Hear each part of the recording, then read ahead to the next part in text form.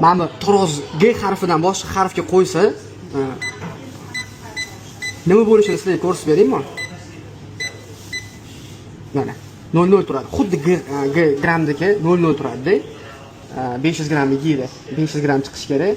Hozir qaraylik necha gramm raznica berishini. 321 51. 500 minus 321 51.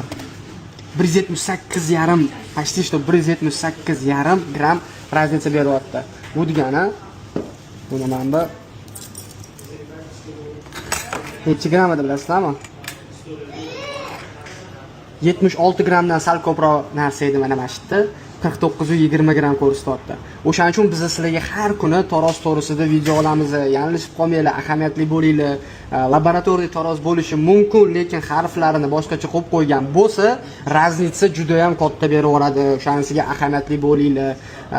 B harfidan boshqa hech qanaqa harf qabul qilinmaydi. Bu tarozda har doim faqat va faqat G harfi turish kerak. O'shanisiga ahamiyatli bo'linglar, hurmatli obunachilarimiz. Agar tillarni halol tarozda eng yuqori narxda sotmoqchi bo'lsanglar, manzil bitta, skupka zoltuz. Kuninglar xayrli va barakali o'tsin.